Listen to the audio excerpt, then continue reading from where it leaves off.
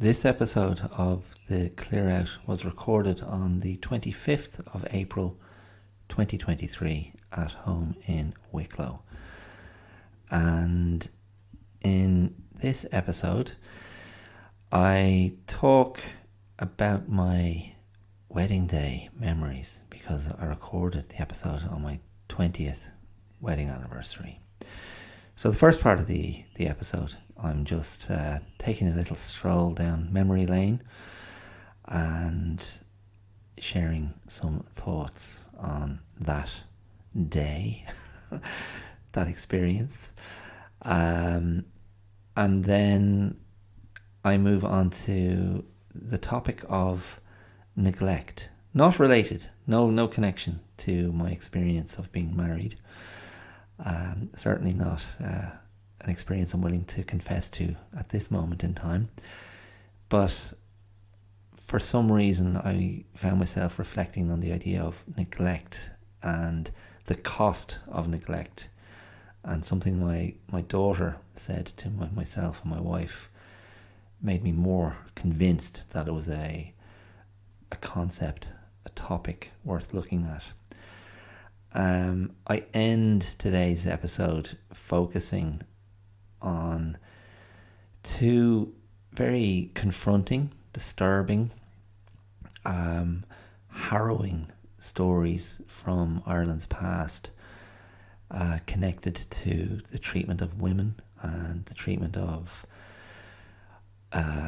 women who were pregnant out of wedlock. Sounds like such a antiquated phrase at this stage, but those incidents are infamous in modern Irish history, and they were defining episodes in an awakening of consciousness around women's rights and how women were being treated in a very conservative, patriarchal society. And the events I'm referring to were incidents involving the women Anne Lovett and Joanne Hayes, and the events that sort of befell them very, very tragically. So I'm going to talk about those, so that you can be kind of consider that a warning.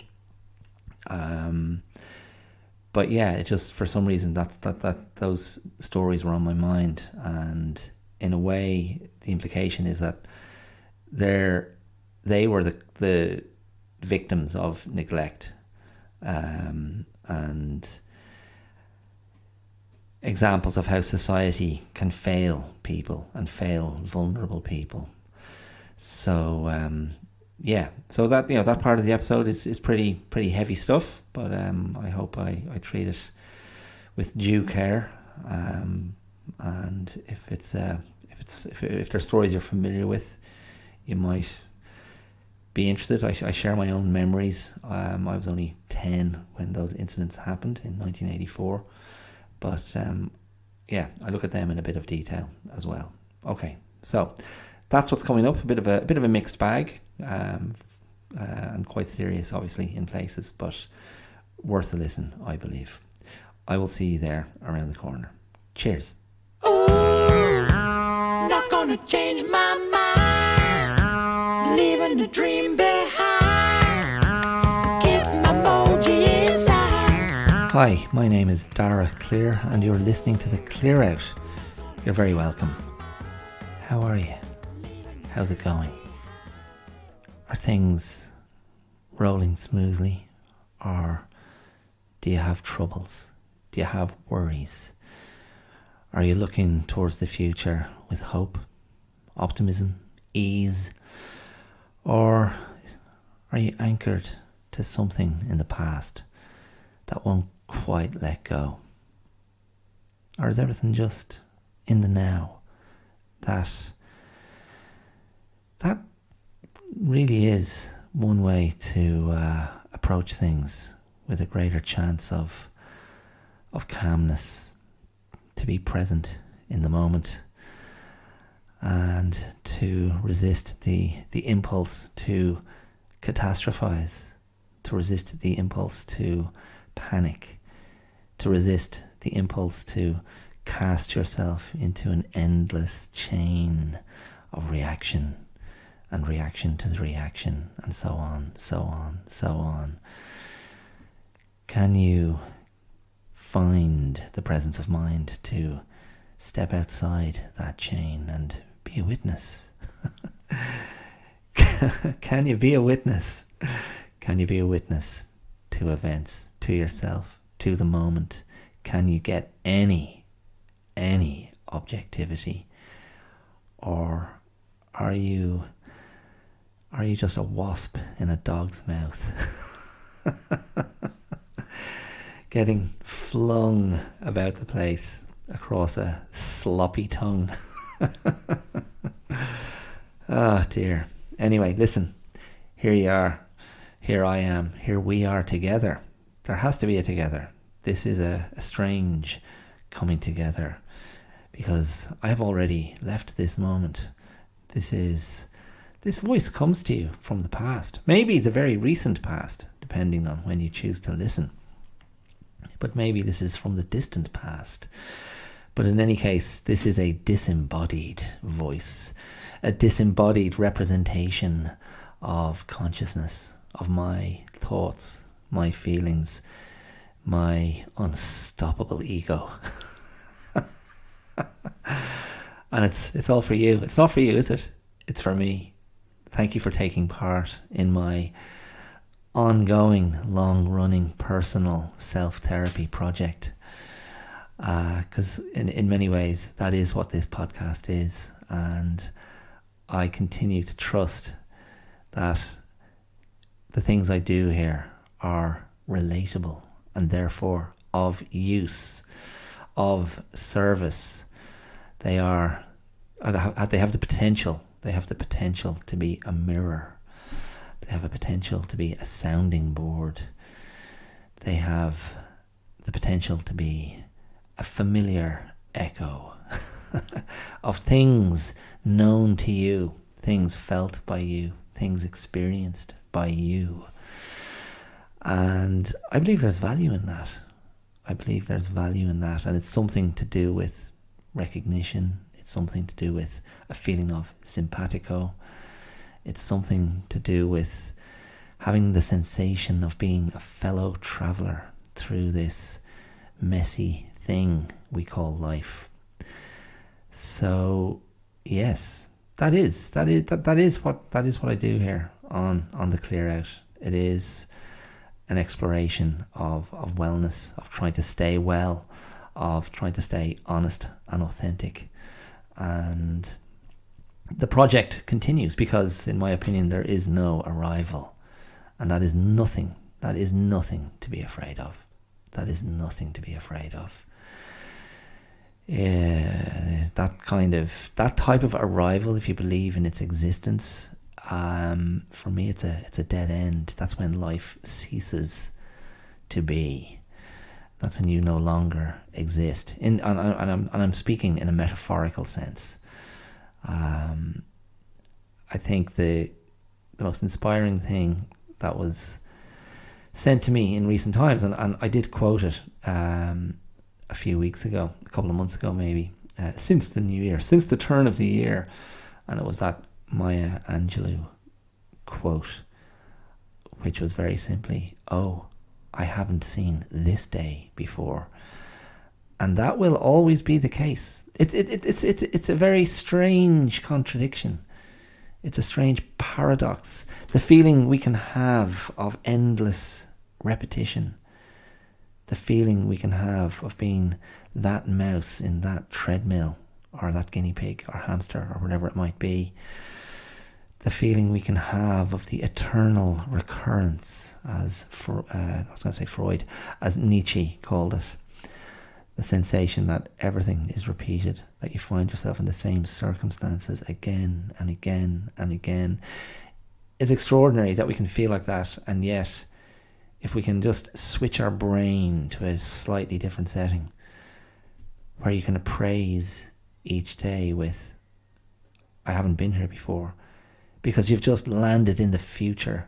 When you wake up in the morning, or when you wake up at night, if you're a night shift person, You're in the future. You've just landed in the future. You've slept through. You've slept through the interim. You've slept through the linking zone.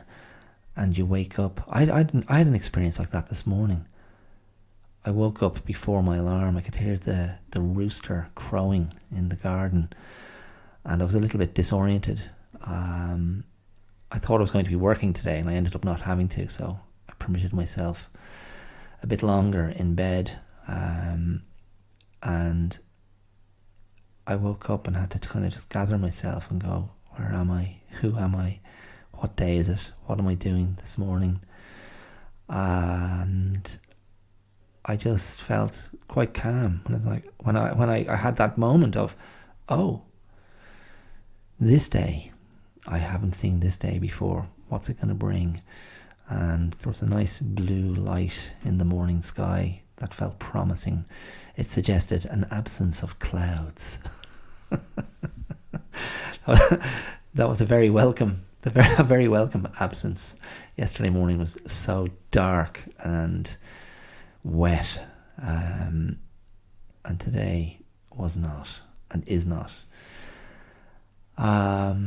Yes. Today is also, and I didn't mention this last week. Oh, I can see a kitten. I can see a kitten outside my window. Ruby, no longer a kitten really. I did describe her recently to my daughter as a bowling ball in a sock. Because she likes to eat. She's actually not overweight, but there are times when maybe she's just eaten that her belly seems to protrude a bit more prominently. Anyway, Ruby is at the window and she will not be granted admittance. Yes. In any case, I was just about to say, it is my wedding anniversary today. My 20th wedding anniversary. And just by coincidence, I found myself in Wicklow town this morning, and that is where I was living, where my wife and I were living when we got married. That is where we got married. We got married in the civic office in Wicklow town. And at that time we were living in a little apartment that overlooked the harbour in Wicklow town. And I went into Wicklow town this morning to buy a card for my wife. I hadn't had a chance, and I wanted to buy her a nice card. And in the bookshop in Wicklow town, the lovely bookshop, Bridge Street Books. It's a great little bookshop run by the lovely Hilary and her crew, and they have nice cards. So I wanted to get a nice card for my wife. We're going to celebrate in a couple of days. More on that anon. But yeah, so I found myself in Wicklow town, and I had a swim in the harbour under a blue sky with some beautiful, bright, fluffy clouds above. The water was very cold, 10 degrees-ish. It's probably not quite 10 degrees yet, and there was a lot of rain yesterday. And also that harbour gets a lot of... There's a river that flows in and out of that harbour, so you get that cold water, fresh water effect mixed in with the salt water. But it felt reasonably clean, which was nice, and it was flat, which was lovely. A little bit of a current to swim against.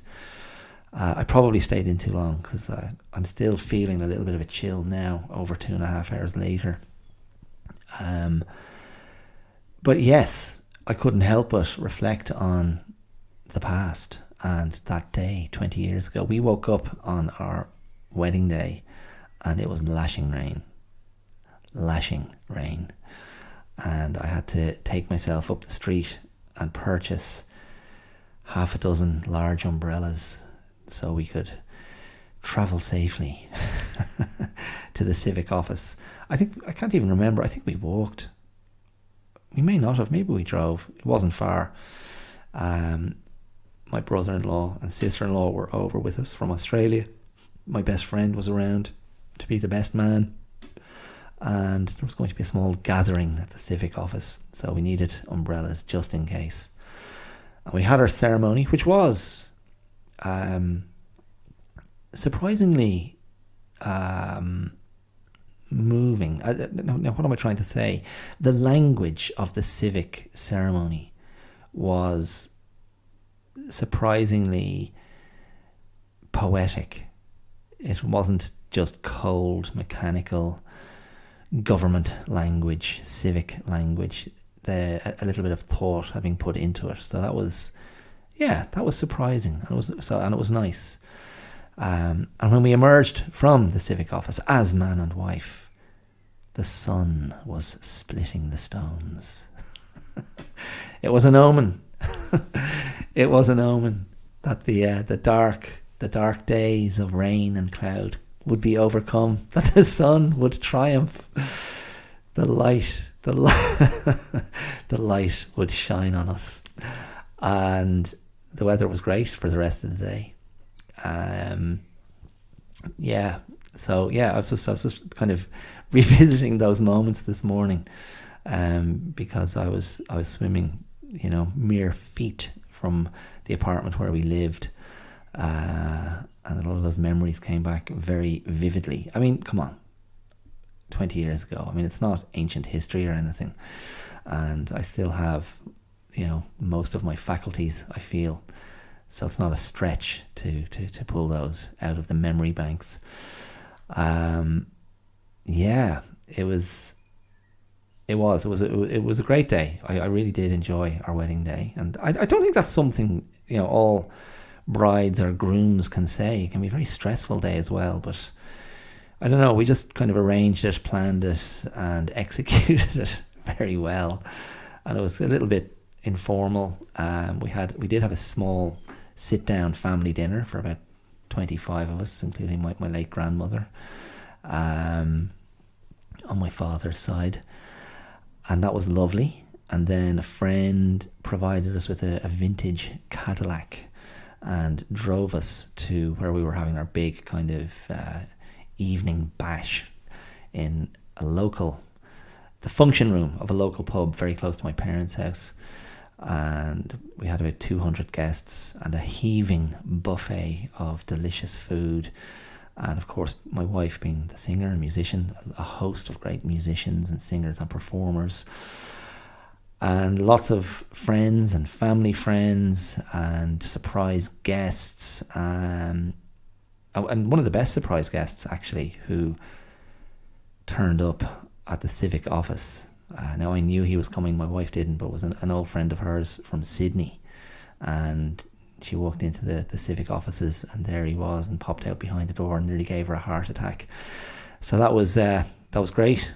So hi, Mark, if you're listening. Poor old Mark, by virtue of being friends with me, threw his lot in with Tottenham Hotspur in recent years. And that is a torpedo on this sunny recollection, because my football team, my beloved Spurs, are in the absolute doldrums. You know what? I'm not even going to go there. It's just agony. It's disgusting. It's a disgrace. It's appalling. And it's totally disheartening and a source of constant weekly rage. And yes, the pit of despond in which I plummet is a direct result of their failure to coalesce as a productive, spirited, functional, successful team on the field of play. Horrendous. Anyway, Mark, I apologise for that, but sure, what can you do? We'll stick with them. So in any case, I was just giving you a brief sketch of the wedding day. Big bash at the end of the day, and then subsequently a party back at my parents' house, and eventually we went to bed. I don't know. I mean, it must have been 5 a.m. But I do remember. I may have mentioned this before. I don't know why I would have, but I do remember before we went up to my parents' house, it was just myself and my wife sitting together in the pub.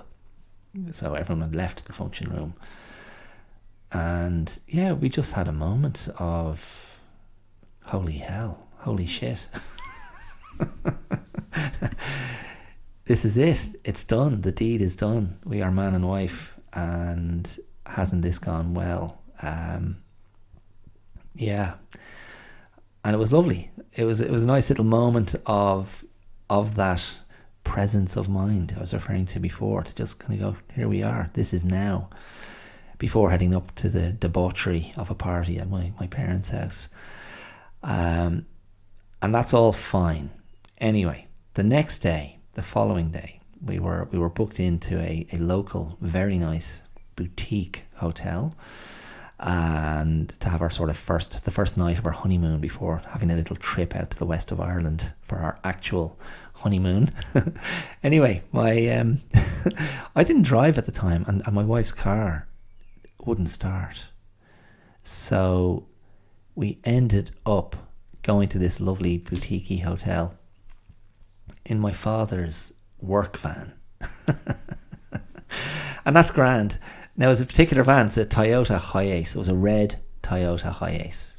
Great van, great work van. But it was also kind of the van that was very much associated with members of the travelling community in Ireland. So that would be travellers, and for want of a better phrase, Irish travellers. You could talk about them as being sort of like indigenous gypsies of Ireland. Now, I hope that's in no way derogatory, because I don't have any derogatory feelings towards that community. My mother taught members of that community when she was embarking on her teaching career a lifetime ago. And so we always had sort of a positive association and connection with them in my family. But they are not beloved by all, and are subject to a lot of prejudice and discrimination, and I'm not going to explore that whole thing right here and right now. But it was funny to us that we were rocking up to this nice semi-swish hotel in this work van on our honeymoon. But that is where we're going to go to celebrate in a couple of nights, which is the lovely Brook Lodge in Macredon, near Aughrim, not far from where we live here in Wicklow. So that's going to be a lovely little treat, a little night there and a lovely meal. And it feels very what's the word I'm looking for? It feels it's not serendipitous, because that involves kind of good fortune or good luck, but there's something very, very neat and circular and right feeling about going there. So we're very much looking forward to that. Yes. So in any case, I'm just going. Look, the only reason I've gone there is because I had a nice lunch there in Wicklow with my wife, and I suppose I was just reflecting on those memories, and I thought, sure, why not? I'll start with that. That's a nice thing to start with. But today I'm going to go to some pretty tough stuff, actually. So I'm going to go from that nice rose-tinted look at my wedding day, and I doubt, I'd be surprised if I can draw a true connection to that, and what I'm going to speak about for the rest of this episode. But this starts with the idea of neglect, I suppose, and I just found myself sitting on this idea over the last week. The idea of neglect as a very powerful shaping element or prevailing condition or perception or sort of received experience in someone's life. And I think if you're a child and you're subject to neglect, it can be incredibly damaging. It can be incredibly shaping and forming, and I suppose. And again, I don't want to to over egg this, but certainly that would be an aspect of my own childhood, and I suppose my instinct would tell me that if you are someone who grew up in the whatever, like I'm a 70s kid, so if you grew up in the 70s and 80s, but I guess if you grew up in the 50s, the 60s, the 70s, the 80s, the parenting approach was so profoundly different to what's out there today, and I know you could argue that in many ways parenting has gone way too far in the other direction, the sort of the helicoptering, frenzied panic informed or fear informed parenting style, which is completely suffocating, and I think has a very detrimental effect on a child's natural resilience and toughness. That's at the extreme end of the spectrum. As always, my aspiration is for some sort of balance. So, tough love when necessary, boundaries, being unafraid to lay down the law,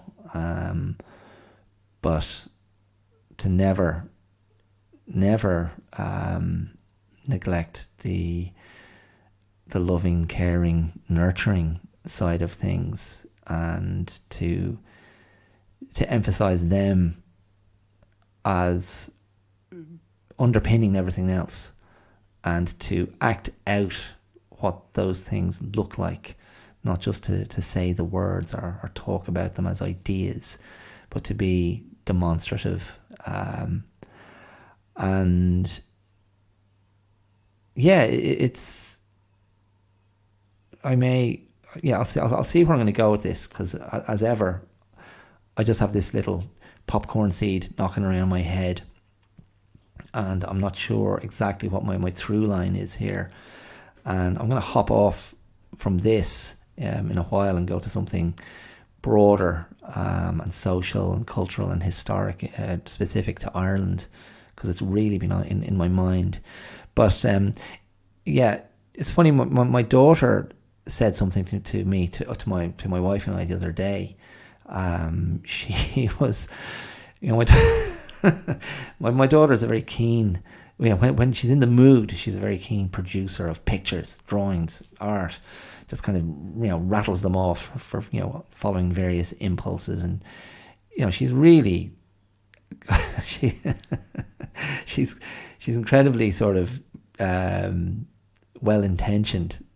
So often she's drawing stuff for us, for me, or for my wife, and we're occasionally like inundated with yet another yet another picture of something, and you try to go, oh, how lovely, and then you realize 30 seconds later, 10 seconds later, as soon as my daughter's back is turned, you've just cast it aside to resume whatever else you're getting on with, a very urgent Wordle or crossword, or reading a football report, or just getting on with other things. And anyway, the other day, my wife was my daughter in this kind of main open kind of planned living area that we spend a lot of our time in. My daughter has quite a large desk, which is her desk to do her homework, and that's where all her stuff is, her art stuff and toys and bits of Lego and markers and pencils and all the rest. And my daughter really takes enormous pride in keeping it as messy as possible. And my wife was cleaning it up the other day, and she came across a picture, and my daughter snatched it off her angrily and said, "Dada," that's what she calls me, I'm Dada. "Dada, I drew that for you." And I was like, oh yeah, and it was actually quite a cool picture of the Easter Bunny, with looking vaguely hippie-ish, and she'd been given some Easter stickers, so there was a nice kind of bouncy sticker stuck to it, and it was cool. It was a nice little drawing, and Happy Easter. I don't know if it said Happy Easter, Dada, but it was for me, and I remember her giving it to me. But I was like, oh yeah, that's lovely. And, you know, my wife was trying to launch a defense of, listen, we can't take everything you give us. But, you know, my daughter just said, well, she just said very clearly, and I just prize this in my daughter, just her direct communication of her emotional state. And she just said, oh God, how did she put it? Basically what she was saying was, when you don't take my pictures, it hurts me. Like, when you don't take my pictures, it's like you're rejecting me. And she didn't express it with those words, but that was the essence of what she was saying, and she communicated it with absolute clarity. And it's my failing that I haven't remembered exactly how she put it, because it struck me very powerfully at the time. And I just apologized and took the picture and said, I'll cherish it forever, and then I threw it aside. No, I didn't. I folded it very lovingly and carefully, and I stuck it safely inside one of my diaries, I think. I know I did. That's where I put it. But I think what resonated with me, apart from, my daughter, expressing herself so well and just getting to the absolute heart of the matter, it did kind of set off a little light in my mind, and that connective light to this idea of neglect and being neglectful of someone, of something, of not being aware of something that's important to someone else. And I felt thankful, I suppose. I kind of felt thankful to my daughter for going, yeah, okay, that's good. That's a little slap across the face to go, hey, come on. And it's not that my wife doesn't know that, or I don't know that, but you get a bit blasé, and you get a bit kind of parenty. And I mean, I think I spoke about this maybe in the first episode. This idea of how we can take for granted so easily the people closest to us, and we operate on the assumption of, this relationship is always going to be in my life. This person is always going to be in my life. There is nothing but time to repair the ills, repair the failings. And there is an inbaked complacency in that.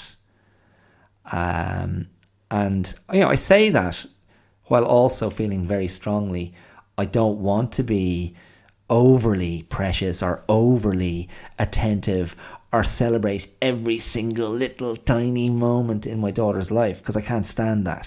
It feels totally imbalanced and unnatural. And as it happens, my daughter, her personality, at this point anyway, she doesn't like a fuss being made of her. She doesn't like a big reaction. She doesn't like that intensifying of positive emotion and excitement and intense focus on her. So, she likes to keep things pretty low key. We'll see what happens. We'll see how she develops. We'll see what the natural end point is for that. I don't know. I just think there's lots more to come. I've no idea if that will shift in a different direction. But in any case, this idea then of neglect, I suppose a synonym for neglect would be to be neglected is to be overlooked. And I think to be overlooked in a way is more, that can be more damaging than to be ignored. Because to be ignored suggests there's an agency, that there's a conscious choice. I'm going to ignore this. I'm going to ignore you. But if you neglect something or overlook something, it's like they haven't even come on your radar. You're not even aware of their presence. Now, if I'm going to be totally transparent and dare cast myself back into my childhood, I think I was pretty difficult to ignore because I was loud and hyper. Yeah, I had a lot of energy. I mean, maybe to the point of manic, maybe to the point of hyperactive, maybe to the point of sugar-fueled insanity. And if it wasn't actual sugar in the form of, sweets, candy, lollies, fizz bombs, sherbet. I don't know. Maybe I had my own internal sugar source that kept me rocketing. Yeah, I mean, there is an audio tape, there's a cassette. I think it may have been destroyed accidentally. I know my younger brother Danny, he was its custodian up until quite recently. But the family that he was involved with at the time, one of the daughters there may have accidentally destroyed it. But it was an audio recording of me talking to my uncle Connor, who was always like the fun uncle, and he was just interviewing me and my brother. I think my brother Ushing was there as well. But I was just gabbling like a completely demented, free-form, high on life, born in a vat of cocaine explosion of energy and a million miles an hour verbal diarrhea. So that was me. And I I'm slightly stunned by that person. I'm not sure how much of that is still in me. A bit. There's definitely a bit of that still in me. That's fine. I don't have a problem with that. But I think as I got older, there were shifts, I suppose. There were shifts in my awareness. I suppose that's what it is, and that's the journey for most kids. The awareness changes, your perception changes, and with that, I think the level of sensitivity changes, and I suppose what we're tapping into is an energy.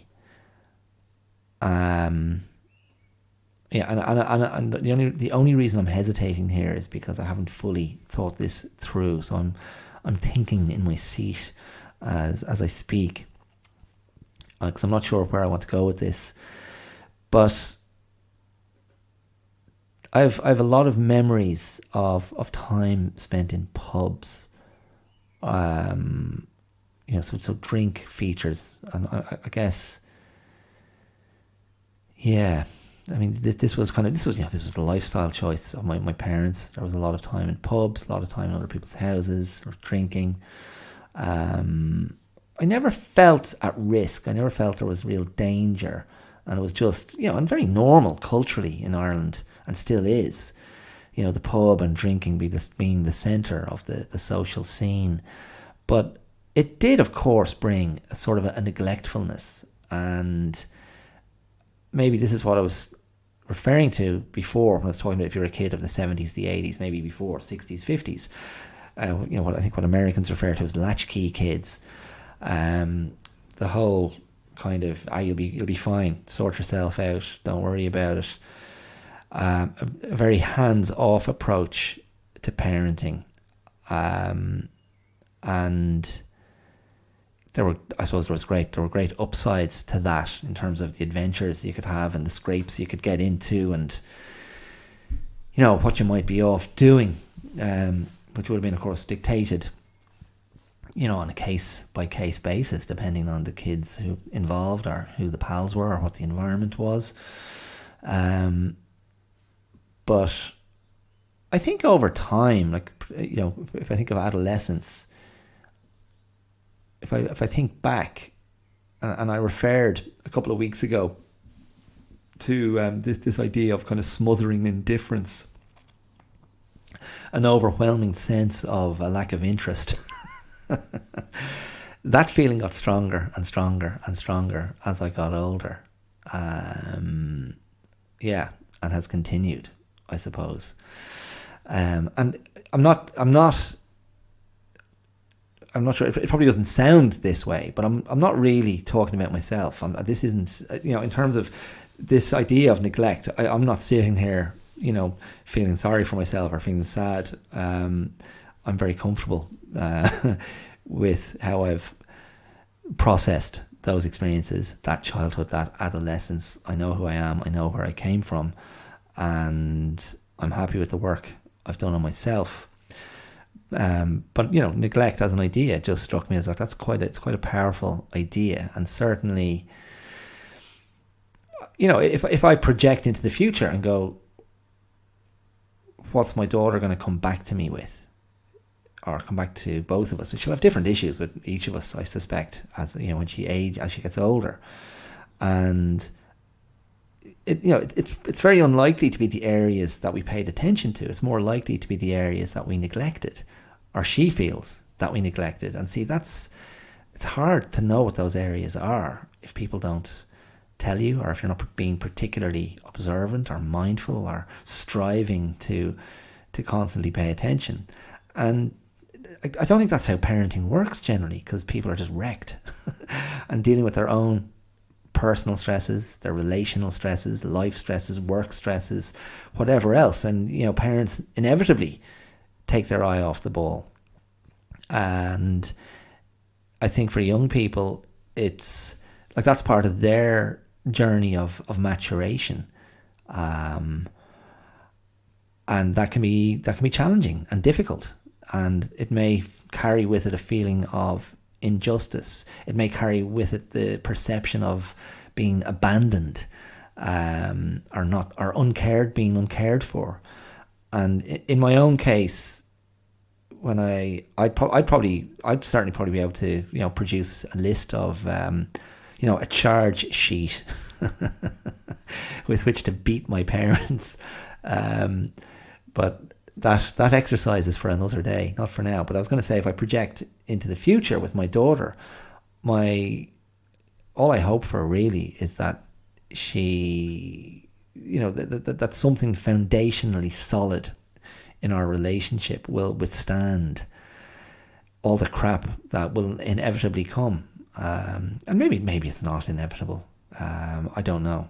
I mean, I'd love to think we'll keep something really positive going as she enters her kind of tweens and teens.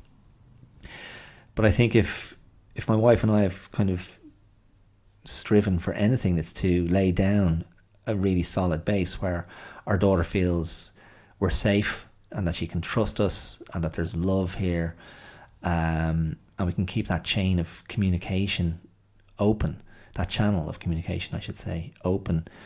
And that's kind of almost the only thing I'm staking the survival of the relationship on. I hope that'll be enough. It remains to be seen. As you know, if you're a regular listener to the podcast, I frequently find myself examining my own behaviour as a father, and think about reflect on the implications, and hope. I always try to own my failings and own my failures, and own them with my daughter, and go, yeah. And again, I do that because I don't want to let something go unsaid. I don't want to let something go unaddressed, so it can build power and do damage.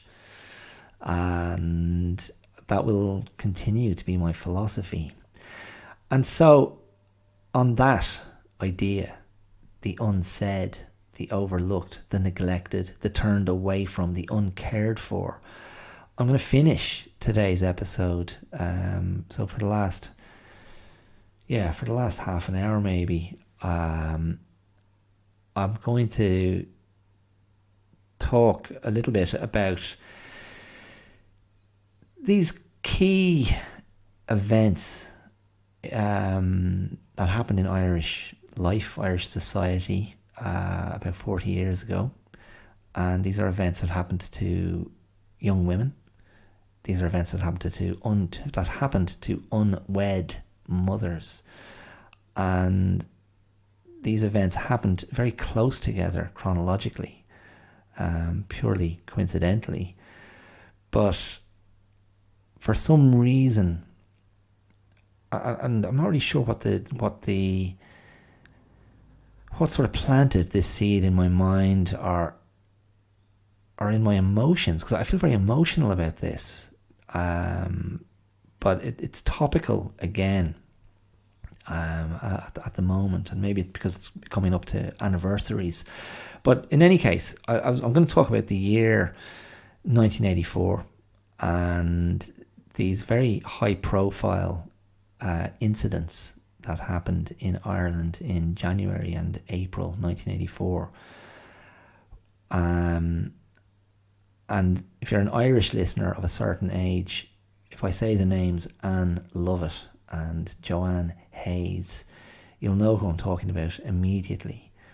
And basically, to my mind, these two women epitomise or encapsulate something extremely dark and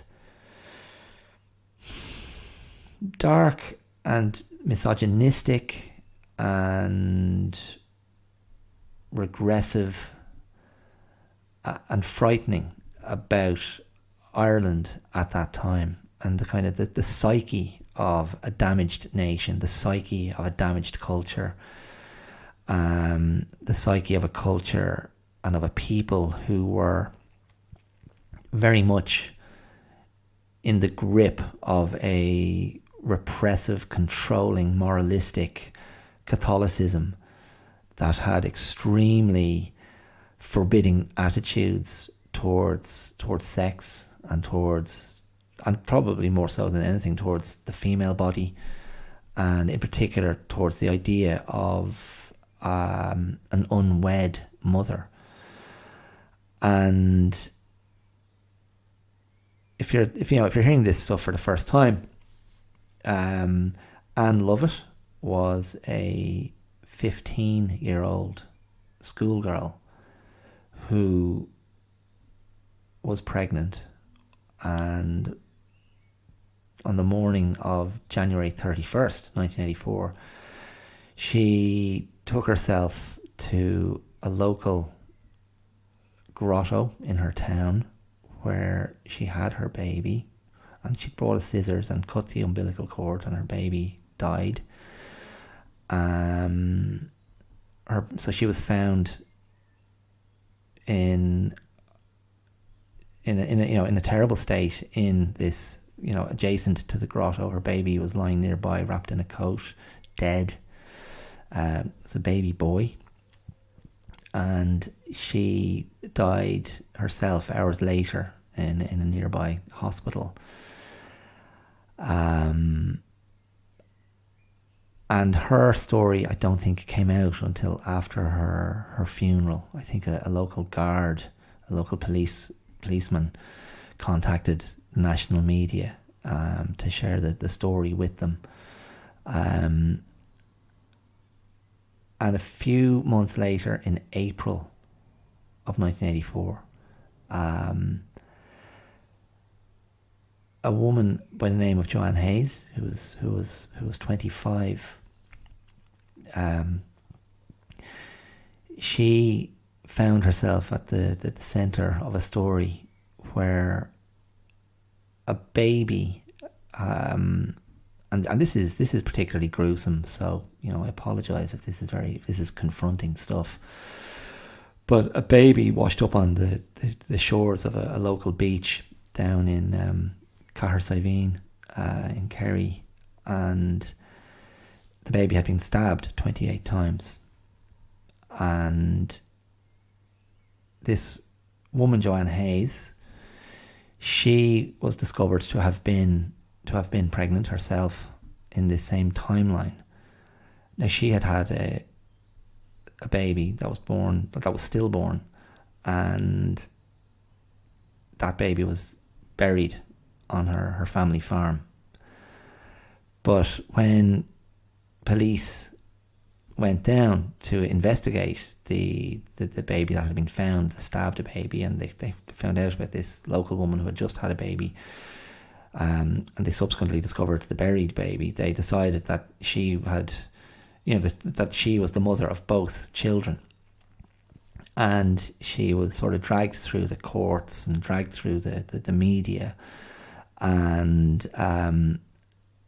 it was just this sort of, this horrible representation of the attitudes that prevailed at the time, and how women were viewed, and how women's bodies were viewed, and how the power of a patriarchal religious state dictated the perception of these young women. And of course, in mother and baby homes and in Magdalene laundries, those attitudes dictated the fate of young unmarried mothers for years and years. And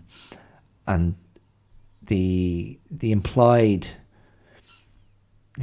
sort of moral judgment that came with the institutional incarceration and the sort of the righteous and punitive condemnation of these young women, and I'm referring to the women who actually survived, but were taken into sort of state care in these religious institutions or state institutions that came under sort of the purview of the Catholic Church.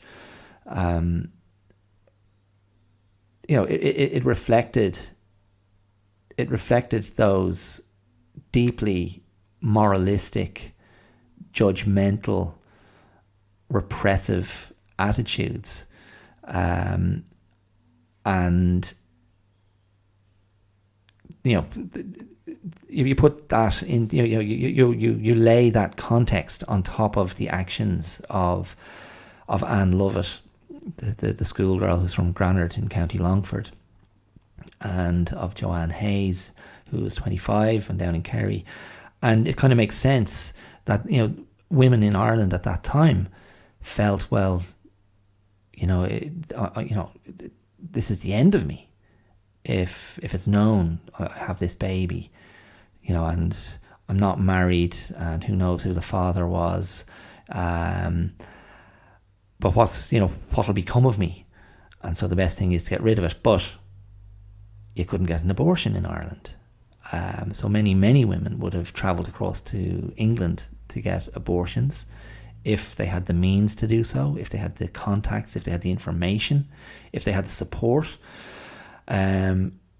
Some women would have attempted to end the pregnancies themselves. Women would have offered their children up for adoption. But if you're a 15-year-old schoolgirl, as in the case of Anne Lovett,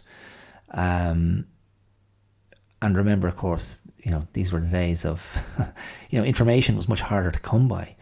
You weren't about to do, you couldn't do a Google search. There was no internet, and again, I think Ireland in 1984. That's a country that's virtually unrecognisable to the Ireland of today.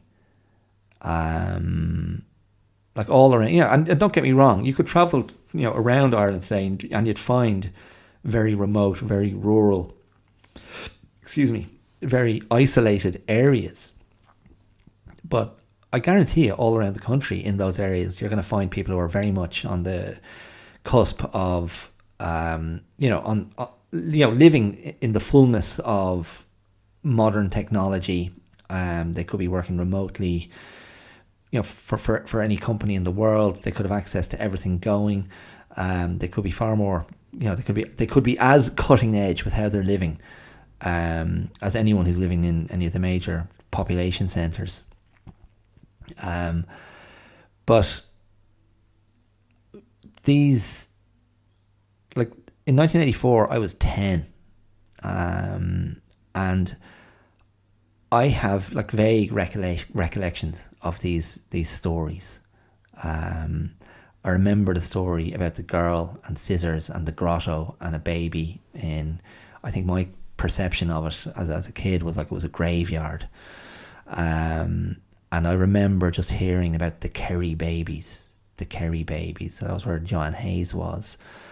And I spoke earlier about this idea of energy, of tapping into a sort of an energy of neglect.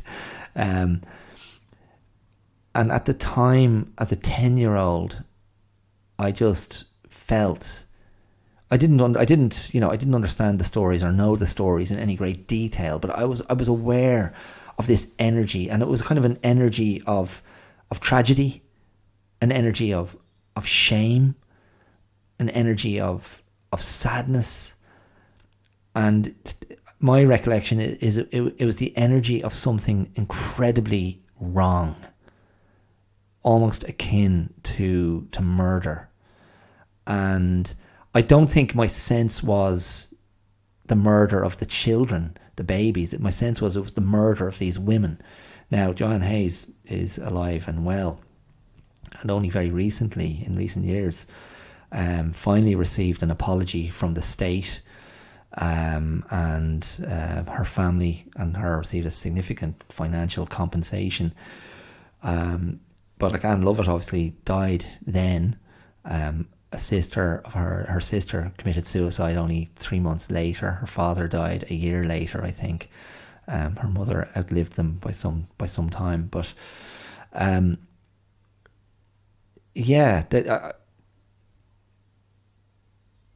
if I try to tether what happened to those women to this idea of neglect,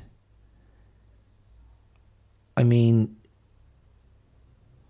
just to focus on the images of a teenager in her school uniform dying on the ground in the rain, and her dead baby in a coat beside her, and a scissors close at hand, and to think of Joanne Hayes and her baby being buried on the family farm, and you think, what the hell? Like, there's neglect there, isn't there? Like, there's horrendous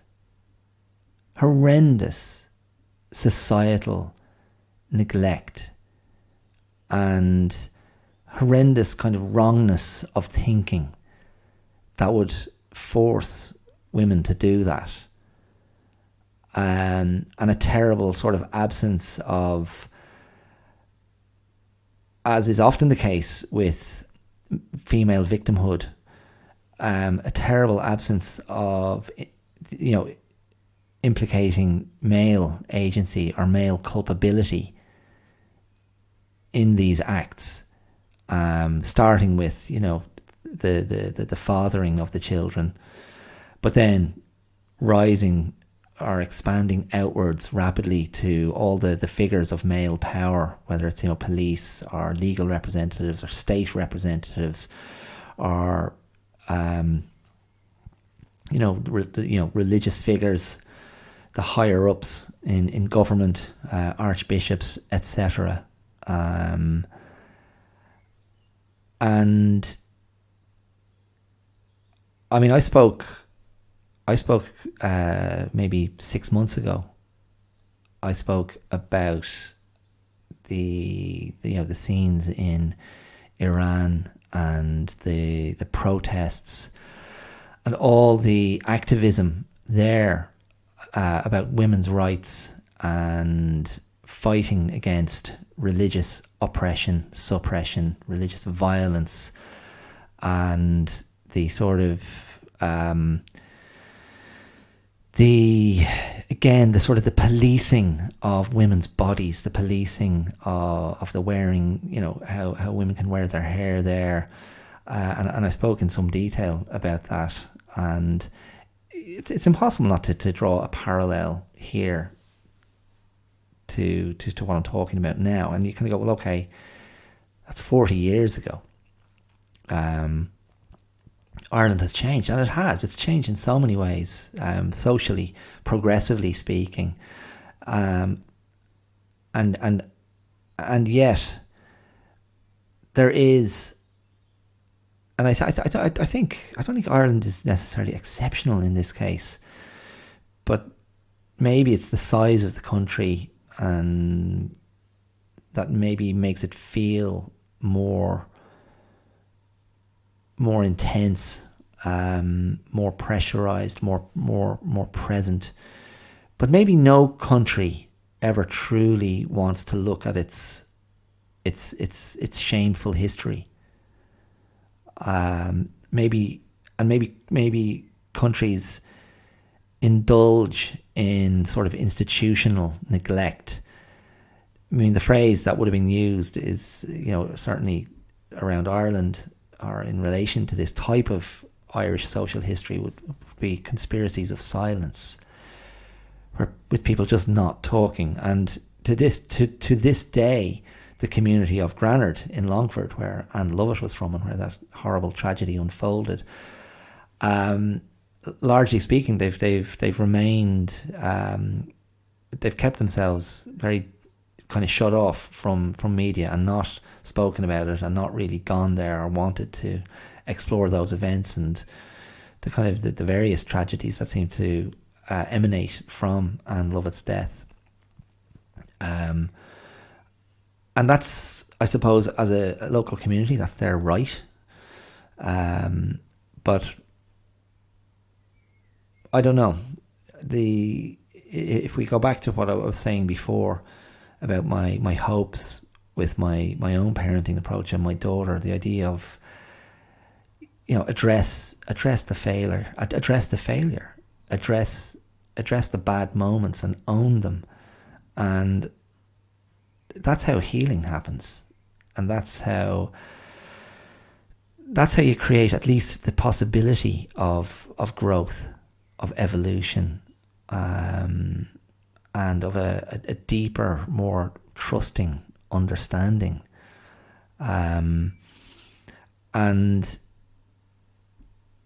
I can't speak. I don't have a strong sense of that landscape now in Ireland. I'm not a woman, obviously. I think that particular aspect of female repression, in the area of having children, as a young mother or as an unwed mother, that stigma is not there in the same way it once was. I mean, I remember when I was in school, when I was in secondary school, there were girls who got pregnant, and my memory of those girls is, they would have left the school. My sense was they had the support of the school, and this would have been roughly the same time, just a little bit later, maybe 3 or 4 years later, heading kind of towards the late 80s, like 87, 88, 89. But my sense was that those girls from my school, and I feel like there were 2 or 3 girls I can remember, but my feeling was that they had the support of the school, but those girls, those girls, in my eyes, there was no sense of, the fallen woman. I just thought, I just felt that their sadness was palpable, and that their youthfulness, their immaturity and their vulnerability felt palpable to me. And none of them stayed in school, but I suppose there was also the part of me that just was like fascinated, that, oh wow, they had sex. How nice for them. Now that would have been, that was, I'm just being honest. I mean, that was definitely in my thinking as well. Like, I was slightly in awe. But I was aware of the very serious implications, but I didn't think any less of them than, other girls in the school who hadn't become pregnant. But yeah, I don't know. Sorry, I'm just revisiting my own thoughts there. But yeah, where we're at now. Again, like, you talk about cultural change. I mean, the other part of that story is only, less than a year earlier, in 1983, there'd been a referendum that tried to basically kind of copper fasten, or to kind of copper fasten a piece of Irish constitutional legislature to ensure that pro-life was kind of enshrined in the Irish constitution. And sorry if you don't, by pro-life I mean, like, a very strongly anti-abortion position. Got kind of locked into the Irish institution. It was an amendment. The kind of was it the again, I'm a bit shaky on my history here, but that amendment, basically made it much harder for women to get abortions. So it kind of compounded the problem, and that definitely was in the mix as well. And a few years ago, finally, we were still in Australia, but the Irish people voted to repeal the 8th and get that amendment changed, so all of that can be freed up. But actually, as I sit here now, I realise, like an idiot, that if you asked me, can you get an abortion in Ireland, I still don't know the answer. So that makes me a gobshite. I'm going to look it up. That was a big moment, though. That amendment a few years ago. Can you get an AB? Oh, they're going to make me type out the whole thing. How boring. And I apologise. There are people listening who go, how can you not know that? Would you not have looked that up before you started recording? I know, I should have. Let's see. Yeah, it says here, an abortion is available for free in the public health service if you live in Ireland. Okay. Yeah, so... But, again, my ignorance on that front, it is kind of connected to how long and extricated that battle was. And that was a very hotly contested thing 40 years ago. But, yeah, okay. So anyway, it's, things have improved massively on that front. But look, sorry, I didn't want to go down. I wasn't trying to go down any rabbit holes there. I mean, I suppose another reason that those stories were on my mind was there's actually a film, an Irish film coming out this weekend, actually, simply called Anne. And it's directed by a director called Kieran Cray. That's Creagh, Kieran Cray.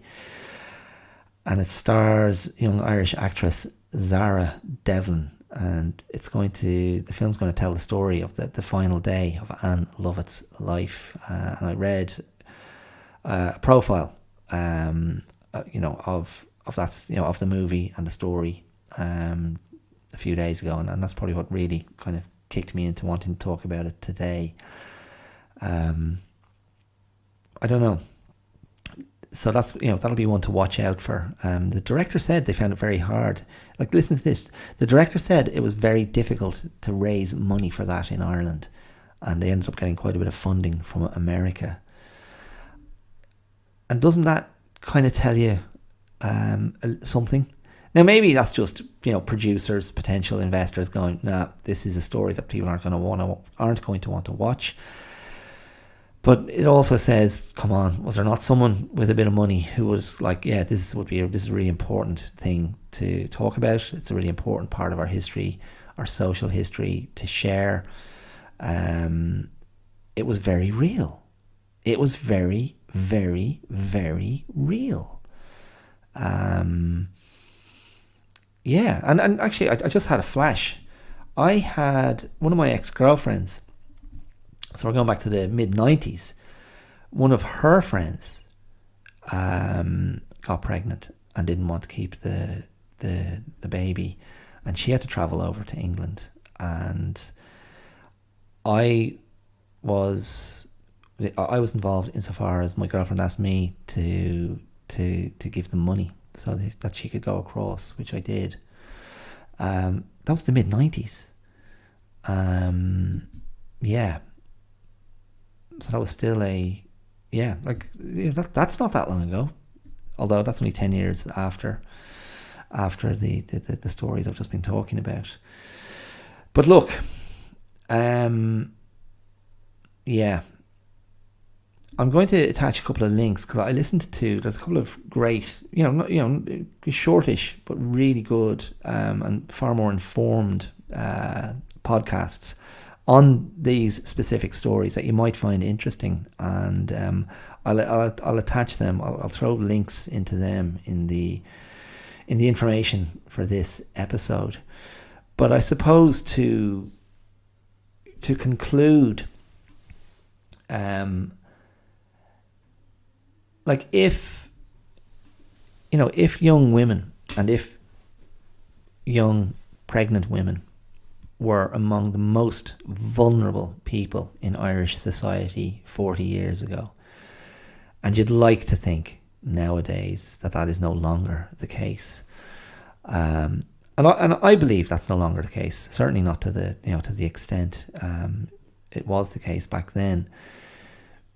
But if we put that into this context of neglect, who's been neglected, who's been omitted, who's been overlooked, who are we not paying attention to, who is feeling fearful of coming forward with their stuff, who feels like they've got nowhere to turn to or nobody to turn to, who feels like the judgment of an entire society is going to come crashing down on them. I'm not sure who that is nowadays, and I'm sure it's somebody. I mean, I know from having very initial conversations with someone who's very centrally involved in the trans activism community. I mean, maybe trans people feel that way. That's so. I don't know. Like that's how I'd be thinking about it. Is like, who are we neglecting? Who are we not paying attention to? Who are we damaging and forcing into terrible decisions? And you can be sure, you can be damn sure, self-harm and suicide are in that list of bad decisions and desperate choices, desperate options that people feel they have to turn to. So yeah, I don't know. That's kind of, yeah, that's where I'm at. But for some reason this week, I don't know, my heart just broke revisiting those stories and looking at the details and listening to, via those podcasts I listening to other people's accounts. One thing I did like, in the Kerry babies case, it did seem to ignite some very powerful women's solidarity, and there, women travelled down to Kerry to stand outside the courthouse in Tralee, which is the county town of Kerry, And they stood outside in solidarity with Joanne Hayes, and they chanted, "Who's on trial? Who's on trial?" And they wore yellow flowers as their symbol of solidarity. And I found that very beautiful. I'm very moved by solidarity in general, but to think of the vulnerability of those women, to think of the horrible, in Joanne Hayes' case, the horrible victimization that she had to experience and survive, and just women from all over the country going, we see you, we know who you are, we can see what's happening in a time when it was far more difficult to do that. I salute those women, and I salute Joanne Hayes, and I salute Anne Lovett. So yeah, I think just ask yourself, who are you going to wear a yellow flower for? That's my final thought today. Okay, I'm going to leave it there. I've got to go and collect my daughter from school. So thank you for listening, and I apologise if that was confronting or harrowing, but I believe very strongly, we have to look at these things and face them and engage with them in honest, open, non-judgmental ways, and examine our own feelings and examine our own thoughts, and be open to talking about them with other people, because that's of value, that's of worth to ourselves, to our communities, to the places we live, and in this case in particular, to the women in our lives. So yeah, there you go. That's it. Okay, listen, as ever, you can throw me some love on social media. You can rate me on iTunes, wherever you listen to this. A review, a comment, a share. You can get involved financially by using the supporter link to give a one-off contribution to this independent production, or you can use the Patreon link, which is patreon.com/theclearout, where you can become a regular benefactor, a patron of the show, and that would be very, very welcome. So yeah, let's keep rocking. Yeah. Stay positive, keep believing in yourself. Know you have more resources than you realize. We are such an adaptable species. So and you and I, we're among those people, those beings, those organisms of this species. So we will survive and thrive and stay alive. There you go. I'll talk to you next week. All the best. Take it easy. Mind yourself. Bye.